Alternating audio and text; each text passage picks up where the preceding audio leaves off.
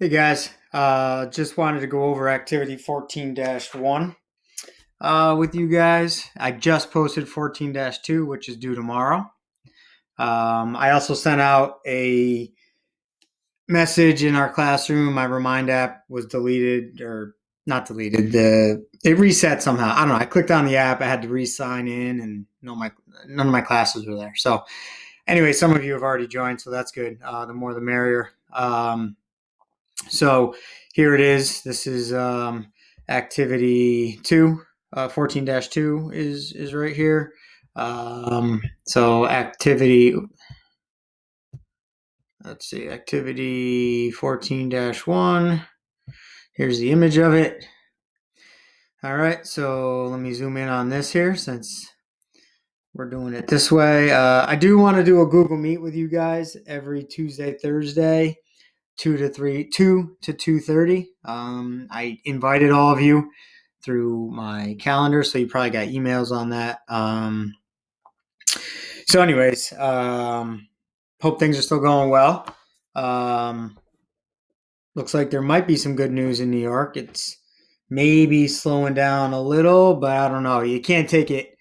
I mean, it's funny. You take something like this one day at a time in your life, but with looking at charts and data, it can't be one day at a time. You got to give it 3, 4 days, a few days, a week, and see the trend and see what's happening. So even if it is slowing down, we're still a ways out from going back to normal life. The social distancing and strict restrictions still need to happen even after we kind of get it under control a little bit, because you really got to make sure it doesn't come back. So anyways, we're going to keep doing what we're doing. So I'm looking to do Google Meet twice a week, Tuesday and Thursday. And Monday, Wednesday, Friday, be doing things like this.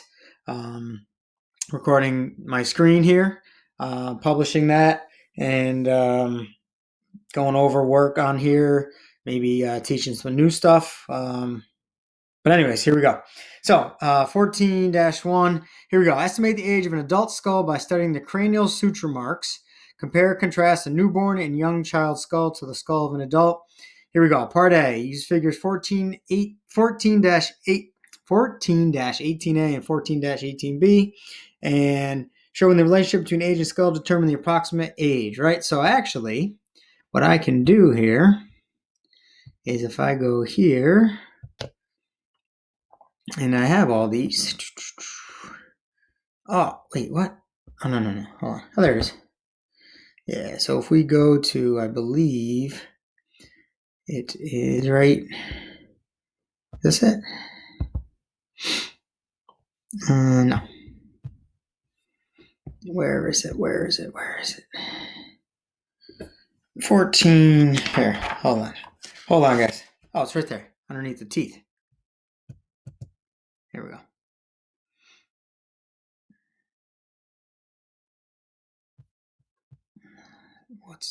What are you doing?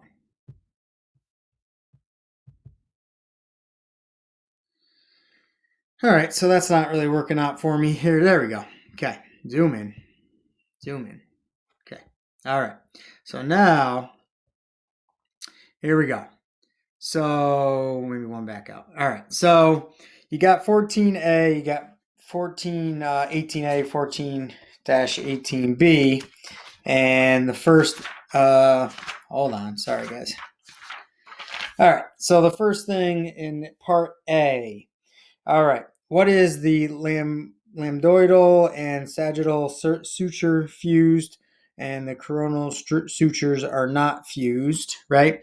So for number 1, the age is 32 to 49, right? So sagittal suture is fused, closes at age 32, and it says lambdoidal suture begins closing at 21. So it accelerates and closes at 30, right? So we know this one is closed, so that's 30. This one is closed, so that's 32. So this one supersedes this one, right? So if this is closed, that means you're older than 30. You got to be at least 32, right? Okay, so then it says coronal sutures not fused. So coronal suture closes around the age of 50. So if this is closed, but this is not, you're somewhere between 32 and 50. So that's why that's the first. Number two, lambdoidal sutures almost fuse. So almost, somewhere between 26 and 30. Accelerates to 26 close. So it's not 30 yet. Sagittal and coronal structures not fused. So not fused, not fused. So we're down closer to 26. So I'd say between 26 and 30 for the second there age. So number two. So that would be 26 to 30. All sutures fused. That would be definitely 60 or older, right? So all of these are fused, then you're 60 or older. So that's the third line. And then for part A, number 4, lambdoidal suture is open. So you're less than 21. And so, yeah, less than 21. So that's what I have. Yeah, the answer is less than 21 years for the last one. Okay, part B. All right, so we go to part B. Using the internet, your text, blah, blah, blah. Include, all right, so mature skull and newborn skull. So let's go back to that. I might as well just stay here. Where's 14.1? Where's 14.1? There it is. All right, zoom in here. All right, so it says, include in your answer differences in the composition of the skull. So you'd have to use some different sources here for that. A, for infant, newborn, mostly cartilage. Adult is less cartilage, more bone, right? So basically, newborn, everything's very pliable. That's why there's that the dip or dent in their head, if you know what I'm talking about there. And everything is very soft and pliable because it's mostly cartilage. It hasn't ossified, hasn't turned the bone, hasn't started to get closer to closing those sutures, right? And then the mature adult skull is going to be more bone. Part B, structure of the skull. The eye orbitals are much larger with respect to the size of the head, the skull, right? Look how big this is compared to the whole thing. Here, our orbitals are smaller compared to the size of the whole skull. Let's see here. Look how low. So if you guys look from down here, the bottom part of the skull, your eyes, nose, mouth, and eyes are very kind of crammed in there. A lot of space up here, like a lot of big forehead there. But with adult, your head kind of stretches out so that your eyes, nose, and mouth, they're not completely squished in the bottom portion. All right, it's almost stretched out a little bit. Let's see here.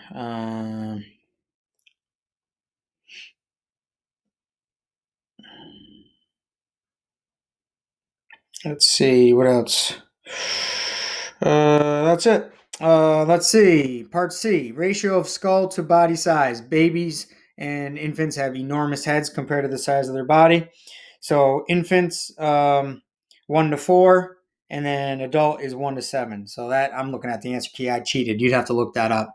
But yeah, so our adult size, it's a 1 to 7 ratio, meaning your skull is 1/7 the size of your body, let's say, and then the newborn it's 1/4 the size. When some little kids, their heads grow a lot faster than the rest of their body. It is kind of funny actually. Some people, but their body catches up eventually. Skull to face ratio. So it's approximately 1 to 2 for adult. So meaning skull to the size of your face in relation to the entire skull is 1 to 2 for us. So like 50%, whereas a newborn is 60%. 2 to 3 or 67%, sorry, 2 to 3. So the size of the face compared to the head, it's a 2 to 3 ratio. So again, I can look at the answers here. You guys would have to look those up. All right, so that's it for activity 1. Activity 2, let's see. All right, so this is going to be due tomorrow.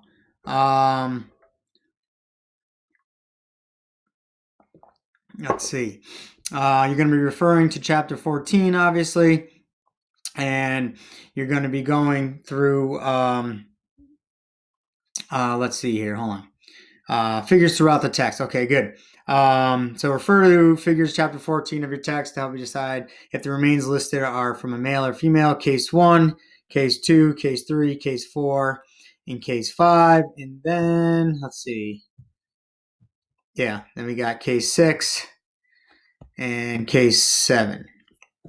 All right, so obviously I'm not going to do that with you. You're going to do that, and that's due tomorrow. But you definitely need the book to do that. Anything else I wanted to tell you here? Let's see here. Let's see. All right. All right. I guess that was it. So make sure you do activity 14.2 or -2 by the end, or by 10 a.m. tomorrow. Sorry, I'm reading as I'm talking to you guys. Sorry. And that is it. All right, I'm gonna kill this, and I'll put this up there, and then I will talk to you guys tomorrow. Go over 14.2, and then I'll explain 14.3, which is a lot longer. All right, see you guys.